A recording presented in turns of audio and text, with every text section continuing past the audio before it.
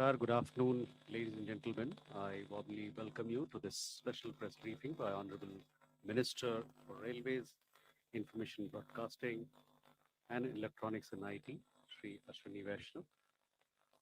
He's also joined by Foreign Secretary, Shri Vikram Mishri, as also by Chairman and CEO of the Railway Board, Shri Satish Kumar. This press briefing is on the upcoming railway link projects between India and Bhutan. With that, I first invite Foreign Secretary Shri Vikram Mishri for his remarks to lay the broad landscape of this conversation with all of you. Sir, the floor is yours. Good afternoon, all. Honorable Minister of Railways, Shri Ashwini Vaishnaw ji, Chairman Railway Board, friends. It's a privilege to be here and to join the Railway Minister on the occasion of this very important briefing on a major new initiative between India and Bhutan on the establishment of rail connectivity between our two countries. Let me take the opportunity before the substantive briefing to set the context and say a few words about the relationship between India and Bhutan. As you are all aware, India and Bhutan share a relationship of exceptional trust, mutual respect, and understanding. This is a relationship that is rooted in cultural and civilizational ties, extensive people-to-people relations, and our shared developmental and security interests. These ties are reflected in very close contact at the highest levels. You would perhaps recall that Prime Minister Shri Narendra Modi visited Bhutan last year in March 2024, a visit during which he was conferred the Order of the Druk Gyalpo, which is the highest civilian award of Bhutan. His Majesty, the King of Bhutan, and the Prime Minister of Bhutan have been visiting India regularly. His Majesty, the King, was here earlier for attending the Mahakumbh, and the Prime Minister was here just a few weeks ago to attend the consecration of the Bhutanese temple in Rajgir. On the bilateral relationship itself, the government of India has been Bhutan's largest provider of developmental assistance and has played a vital role in its modernization, especially in the areas of infrastructure and the overall economic development of the country. For the 13th five-year plan of Bhutan, which runs from 2024 to 2029, the government of India has committed a support of rupees 10,000 crores, which covers project-tied assistance, high-impact community development projects, the economic stimulus program, and a program grant. And this quantum constitutes a 100% increase over the 12th five-year plan figures. Just a few words about some of the major areas of cooperation. Energy and power is one of the highlights of this particular relationship. Our two governments have successfully collaborated on joint development of 5 hydroelectric projects. These are Chukha, Tala, Mangdechu, Kurechu, and the Punatsangchu 2, which has just been completed very recently. In addition, Punatsangchu 1 is under construction. Apart from this, there are Indian private companies now that are engaging with Bhutanese authorities to develop power projects in Bhutan. Insofar as trade is concerned, India is Bhutan's top trading partner. We are the principal source of imports and the principal destination of their exports, accounting for nearly 80% of Bhutan's total trade. The 2016 bilateral agreement on trade, commerce, and transit establishes a free trade agreement between Bhutan and India, and also provides Bhutan duty-free transit or for goods from and to third countries. Insofar as connectivity is concerned, this is a priority for both countries. You will hear more about it today, as I said, in the area of rail connectivity, but we have worked very closely together on road connectivity, establishing integrated checkposts and trade routes, new immigration points, as well as digital connectivity. Recently, in order to facilitate the movement of third country nationals, an integrated checkpost was inaugurated at Daranga in Assam in November 2024. And we feel that Bhutan will also benefit from the development of the Jogi-Gofa Inland Waterways Transport Terminal. This was inaugurated this year in February. In the digital domain, both the RuPay card and the Bhim UPI application have been launched in Bhutan. Some of you who are following developments in Bhutan closely would be aware that the government there is developing the Gelephu Mindfulness City project bordering Assam. This is an initiative under the direct guidance of His Majesty, the King of Bhutan. It is envisaged as an economic hub connecting Bhutan with South Asia and Southeast Asia. It's a flagship initiative of the country, and the government of India has conveyed its support to this initiative. Similarly, Samse, which borders West Bengal, is being developed as an important industrial town in Bhutan for manufacturing and export. And these links that are being worked on will be critical for enhancing cargo and passenger movement. So it is in this context of this very, very special relationship that the two governments have agreed to establish two cross-border rail links between Banarhat and Samse and Kokrajhar and Gelephu. This will be the first set of rail connectivity projects with Bhutan. The memorandum of understanding for this connectivity was actually signed during the visit of the Prime Minister to Bhutan that I mentioned a short while ago last year, the one that took place last year. And this MOU will be formally signed later today in New Delhi on the occasion of the visit of the Bhutanese Foreign Secretary to New Delhi. Let me stop there, and I'll request the Honorable Rail Minister to brief you on the details of this very, very important project. Thank you, Mr. Mistry. This project is basically connecting two very important cities of Bhutan. One is Gelephu, as Foreign Secretary shared with us. This is being developed as a mindfulness city. And second is Samse, which is an industrial city. The two projects will take off from the network of Indian Railways at Kokrajhar and Banarhat. The investment which is envisaged at this point of time is about 4,033 crore rupees, and the total length is about 90 kilometers, to be precise. 89 kilometers of railway network will be created. As Foreign Secretary very nicely explained, India is the largest trading partner of Bhutan, and most of the EXIM trade of Bhutan is done through Indian ports. Therefore, it becomes very important to have a good seamless rail connectivity for the Bhutanese economy to grow and for the people to have better ways of access to the global network. So that's why this entire project has been taken up. And Samse and Gelephu, they have very important significance in the way the Bhutanese economic growth is being planned. If you look at the railway network, this is the current railway network. The yellow line that you see in between the two blue lines, that is the most important economic corridor, rail corridor, connecting states of Assam, then down south towards Tripura, Mizoram, Nagaland, Meghalaya. All the states are getting connected by this yellow line. There is a blue line on the top.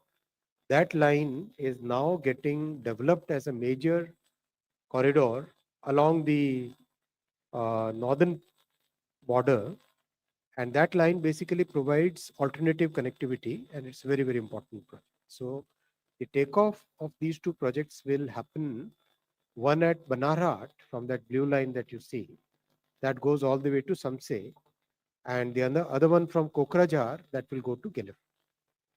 These are the two lines, if you look at the map, and they connect two separate, two different parts of Bhutan. Both Samse has big industrial potential. It's developing every day. New projects are coming up. And Gelephu is a new city which is getting developed. I'll come to these two projects one by one. Kokrajhar to Gelephu is, if you look at this, New Bongaigaon is a major industrial center in India where it is getting connected. Kokrajhar is the region station, and then it gets connected to the entire Indian railway network. So, in a sense, by constructing about some 70 kilometers, you get the advantage of 1,50,000 kilometers of railway network. That is the advantage which comes by the network effect. Um, this is a more detailed map of this alignment. There are many bridges and many uh, stations. There are 6 stations, 2 important bridges, 2 viaducts, which means the entire section is elevated, 29 major bridges, 65 minor bridges, 2 goods shed will be developed. There is 1 flyover and 39 underpasses. The construction period will be about 4 years for this project. All the land schedules, everything has already been done. A lot of homework has already gone in to reach this level, and very soon we'll start the construction work. Basically, this will provide a lot of economic benefits to the people, both in terms of tourism, in terms of industrial growth, in terms of people to people movement, goods movement. Practically every benefit that railway brings will happen with this. The second project is taking off from that upper line that you were seeing, Banarhat. That Banarhat to Samse is the second line. Again, it's a very important project because this connects the industrial city of Samse. This is a more detailed map of this alignment. On the existing railway line, we'll also have 2 small cord lines so that the movement can happen on both sides of the train seamlessly.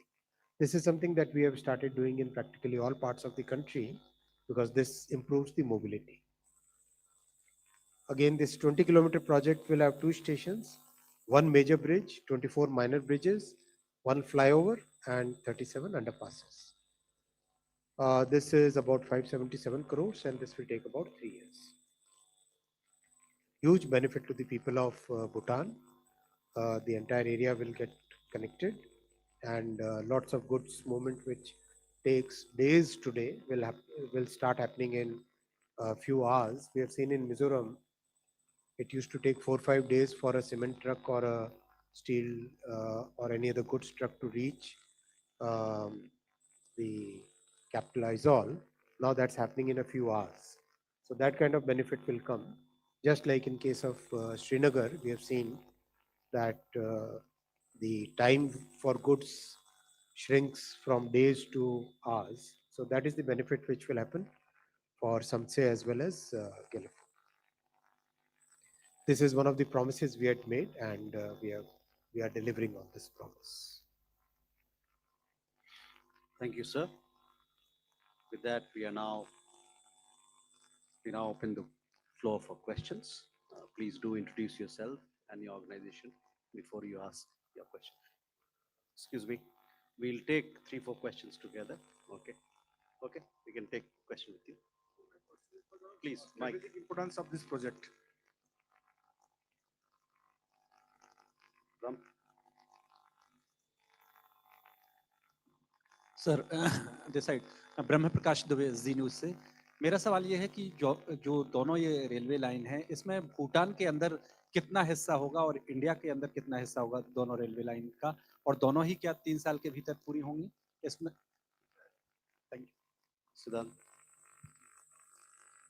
So, Siddhant from Beyond, my question is essentially how it will boost the connectivity prospects in that part of India and of course Bhutan, and the economic prospects as well. Any estimate how it will increase the economic prospects in the region?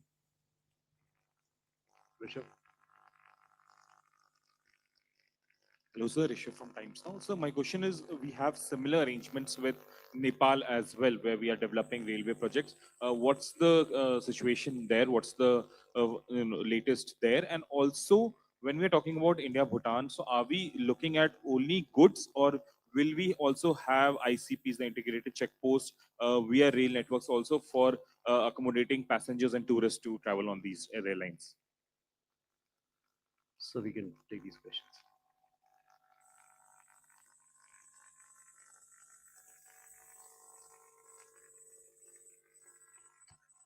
So basically, in Banarat Samtse, Bhutanese side is about 2.13 kilometers.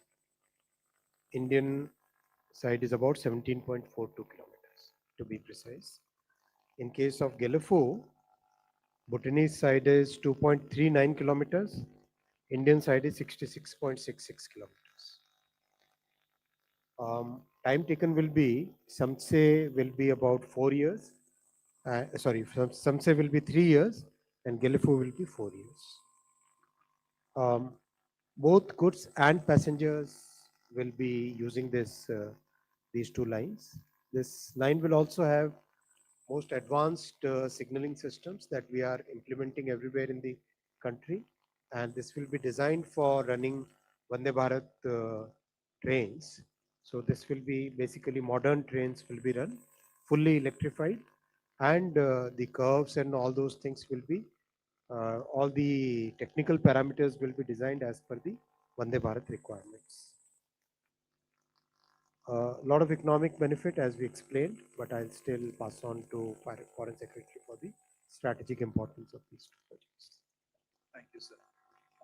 Because we have already pointed out, this is the first ever rail connectivity project or projects that we are developing with Bhutan. So it will obviously enhance overall connectivity with between the two countries. The two areas that have been picked are both significant in themselves. I already mentioned the importance of Gelephu, which is the centerpiece of the Gelephu Mindfulness City project, strategic and visionary project conceived of by His Majesty the King of Bhutan, and something that we have expressed our support for. And this is a project that is envisaged as an economic hub for that part of Bhutan. And naturally, because it borders on to Assam, that whole region, Assam is the border. There will obviously be an economic spin-off effect in the entire region, and the rail network will be an important part of that. Similarly, on Samse, as the Honorable Minister also explained, it is being developed as a major important industrial town in Bhutan, focused on manufacturing, on export. Some of the potential exports from Bhutan to India from this area will involve dolomite, ferrosilicon, quartzite, and stone chips. And you referred to the utility. It will be for both cargo and passenger movement. At the end of the day, the strategic importance of these projects is also because they connect Bhutanese goods and cargo movement to the vast Indian railway cargo movement. It is an accepted principle of transport economics that railway movement of cargo is far more economical as compared to road movement of cargo. And we, to the extent that we are going to be able to extend rail cargo movement to Bhutanese imports as well as exports, it will obviously contribute to their figures and bottom lines as well. Insofar as ICPs are concerned, I mentioned already that there is initiatives underway to develop ICPs on the Indian side. These will of course require mirror ICPs on the Bhutanese side, but I can share with you that the Land Ports Authority of India is working on and has prioritized the development of several ICPs on the India-Bhutan border.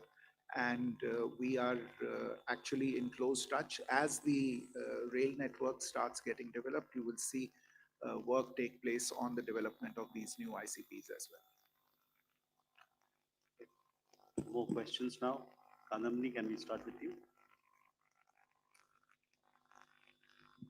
Kadambini Sharma, independent journalist.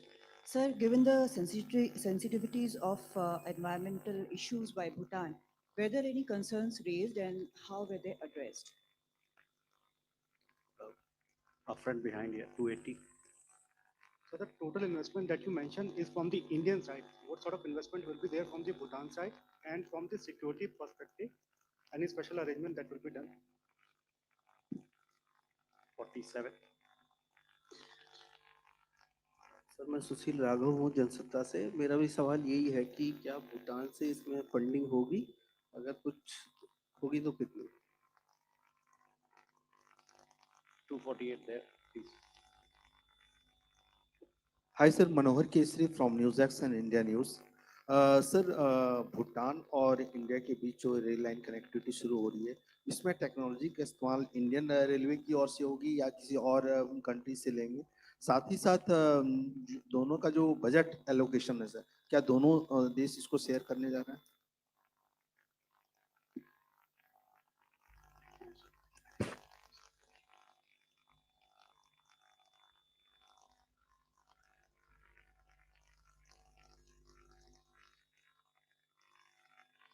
47 there, yes.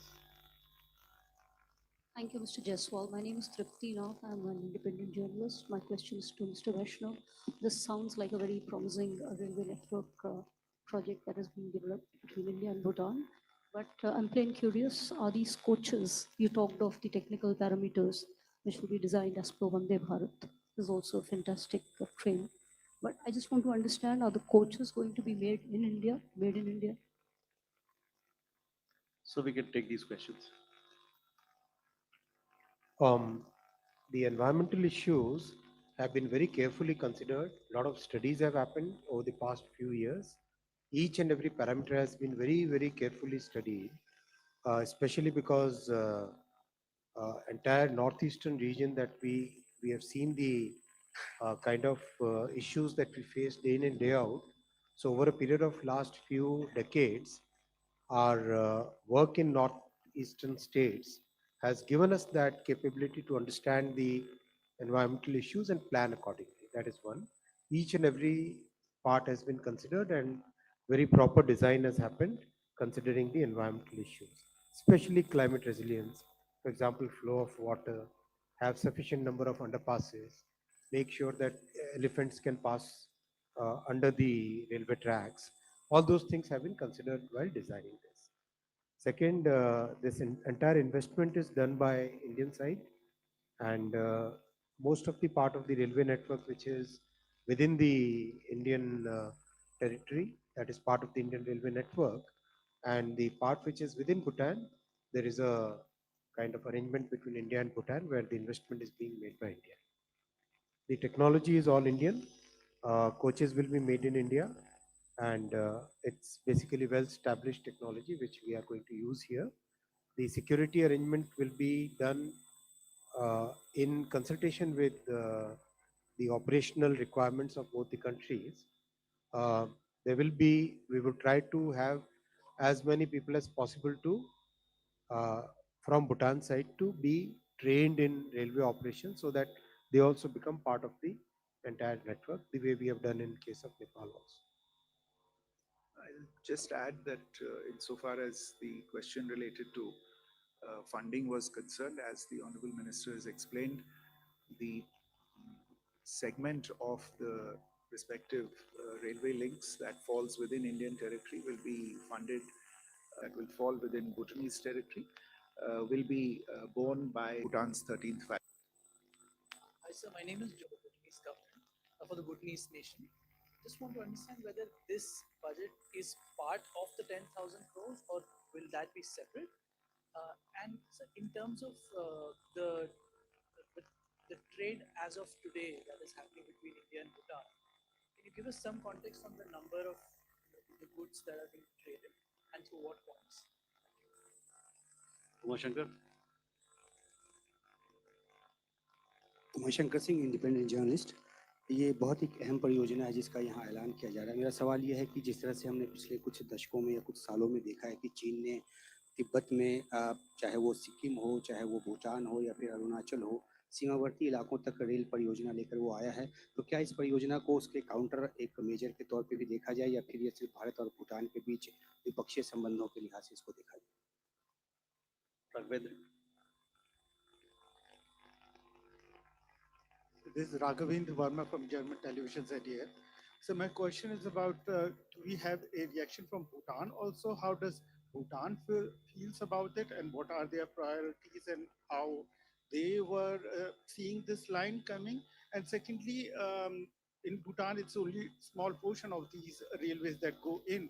So were these two projects entirely dependent on Bhutan to be part of it, or could India had already build those lines to the nearest border region of these two places, and this could have been earlier? Why was it dependent on that portion of Bhutan? Salish? Thank you, sir. I'm Shailesh from National Defense. Sir, may you please elaborate in case possible? Do we have some rare earth minerals deal with Bhutan, and is this project linked to, or I mean, both these links are they linked with this particular project, sir? And the second, in case if you allow, the same one which Umashankar had just asked. 232. Thank you sir. Mahesh Kejriwal from Lok Sabha group. मेरा सवाल sir ये है कि भूटान और China के बीच में जो है कि बॉर्डर इशू आ रहा है, तो आप लोग जो ये प्रोजेक्ट शुरू कर रहे हैं, तो भूटान की ओर से क्या भारत के समक्ष कोई विशेष शर्तें रखी गई है इस प्रोजेक्ट को शुरू करने के पहले?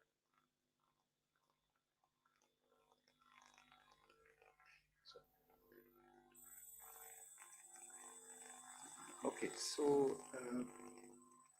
as I explained, the portion that will be met by the government of India from for the segments that are within Bhutanese territory is part of the 13th five-year plan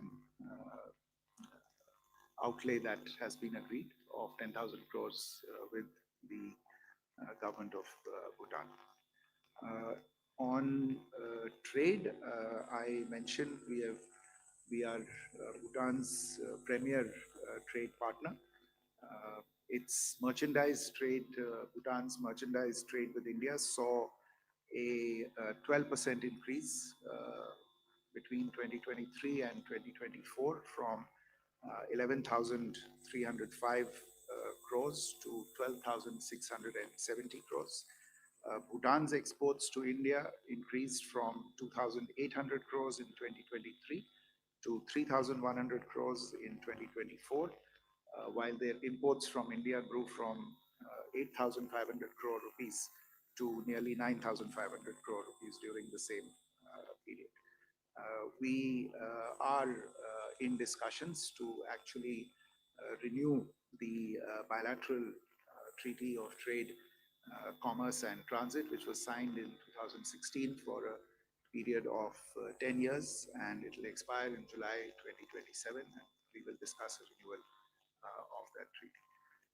On the question of involving Bhutan on this, I refer you to my opening remarks, where I mentioned that this is all happening on the basis of an MOU between Bhutan and India that was signed on the occasion of the Prime Minister's visit to Bhutan last year in March 2024. And again, as I pointed out, this MOU will formally be signed later this afternoon in New Delhi between Chairman Railway Board on the Indian side and the Bhutanese Foreign Secretary on the other side. That, I think, should answer the question about what is the involvement of Bhutan in this. let me just make a general point that when it comes to infrastructure projects, India's guiding principle and fundamental approach has been that we do infrastructure projects only those ones that our partner countries are comfortable with. We are driven by the priorities of our partner countries. We are not driven by our supply necessities. On the issue of rare earths, no, I am not aware if there is any discussion on rare earths related to this particular project. कुछ प्रश्न थे जो भूटान और किसी तीसरे देश को लेके थे कि उनका इसमें क्या इन्वॉल्वमेंट है. आप जानते हैं जहां तक ये बॉर्डर, इस बॉर्डर का सवाल है जहां से ये ट्रेन लाइंस जा रही हैं, इसमें किसी तीसरे देश का कोई involvement nahi hai. So I think this question is a bit superfluous at this point in time. In any case, I should underline that this is a rail connectivity project and it is therefore of the utmost bilateral importance to the two countries. Elena. Good afternoon, Elena, TASS News Agency. Do you consider, maybe not now, but gradually while you will develop this project, participation of some third country? And as I'm from Russian media, I wonder if participation of Russia is possible. And perhaps if Honorable Minister answers my question, what are the projects with Russia which are now already on or under consideration? Thank you. You go this side, Neeraj. मेरा उत्तर मिल गया है. अभिनव वार्ता से बोलियोनी वार्ता में अभिनव हूँ. मैं जानना चाह रहा था इस प्रोजेक्ट में कब से काम शुरू होने वाला है और इसमें भूटान जो पैसा खर्च किया जा रहा है, क्या इंडिया की तरफ से ही पूरा पैसा खर्च किया जा रहा है प्रोजेक्ट में या भूटान भी इस पे कुछ सही? नीरज. सर नमस्कार, मैं नीरज दुबे प्रभा साक्षी से. सर जो इस रेल प्रोजेक्ट के लिए क्या भूटानी नागरिकों को रेल मंत्रालय कोई स्किल डेवलपमेंट का कोई कोर्स कराएगा, उनको ट्रेनिंग देगा? और दूसरा, क्या इसमें कोई वर्ल्ड बैंक या एडीबी और किसी अंतर्राष्ट्रीय वित्तीय संस्थान भी कोई सहयोग कर रहा है क्या इस project? 271.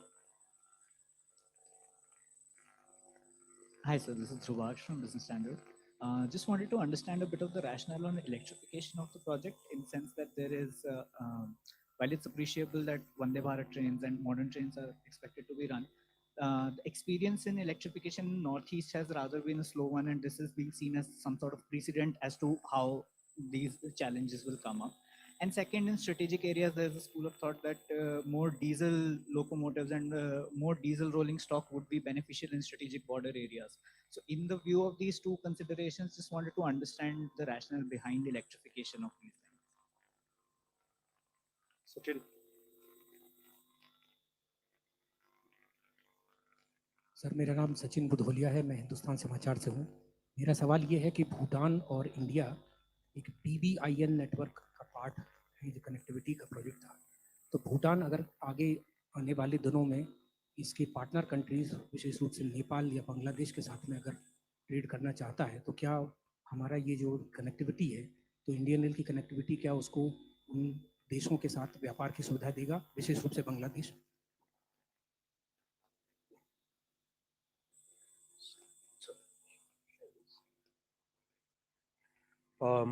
About involvement of Russia, I don't think we have any proposal as far as I know, but if any proposal comes, we'll examine it.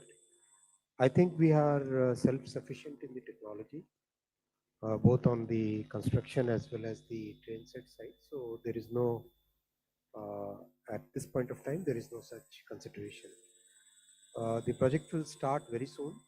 The land schedules, everything, all the permissions, they are all in the works, and land acquisition will start very rapidly.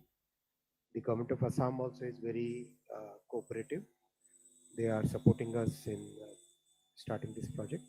Funding, as was mentioned earlier, very clearly, the funding for the portion within India is out of the Indian Railways budget, and the funding for the portion which is within Bhutan will be out of MEA's budget, MEA's grants to Bhutan, as FS Saab has already explained.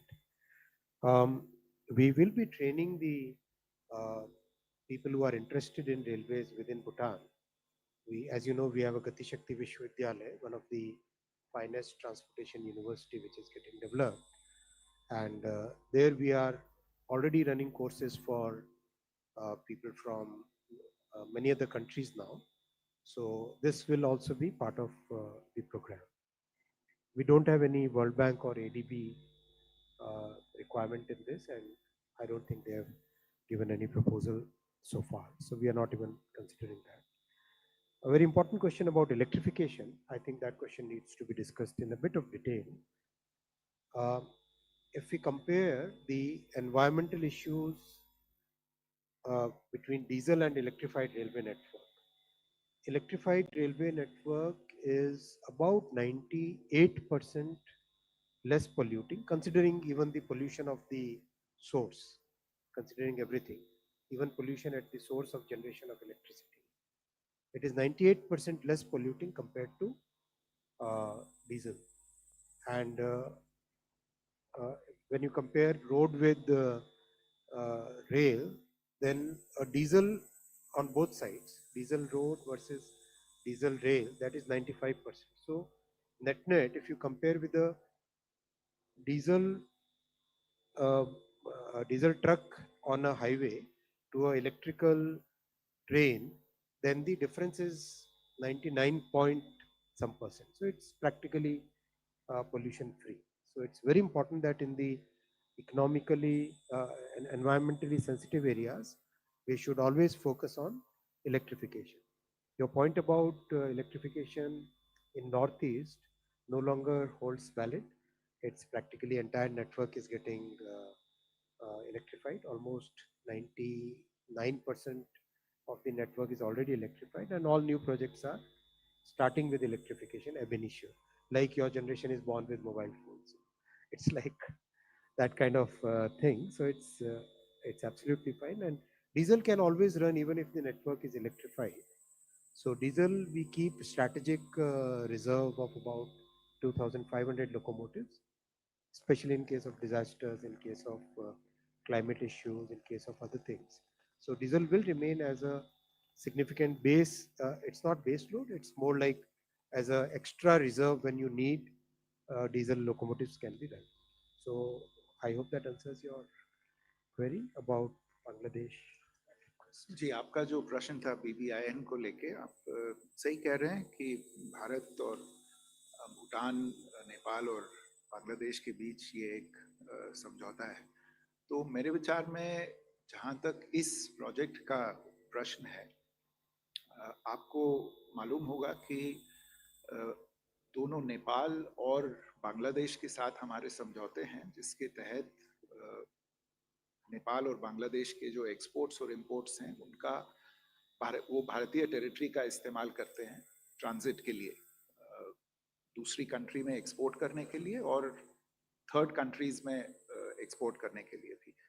तो अभी तो वो जो भारत का road network है और कुछ जो रेल नेटवर्क है उसका इस्तेमाल करते हैं, लेकिन इन दो प्रोजेक्ट से जो भूटान एक तरह से भारतीय रेल नेटवर्क से जुड़ जाएगा, तो इन दोनों जो बाकी देश हैं नेपाल और बांग्लादेश, उनके जो भी एक्सपोर्ट्स भूटान जाने होंगे तो वो भी इस एक तरह से भारतीय रेल नेटवर्क का इस्तेमाल कर सकते हैं भूटान में अपने एक्सपोर्ट्स भेजने का और वहां से भूटान के एक्सपोर्ट्स को अपने यहाँ लाने के लिए। With that, ladies and gentlemen, we come to the close of this special briefing. We thank you for your presence and participation, and we also thank Honorable Minister, Foreign Secretary, and Chairman Railway Board for their presence.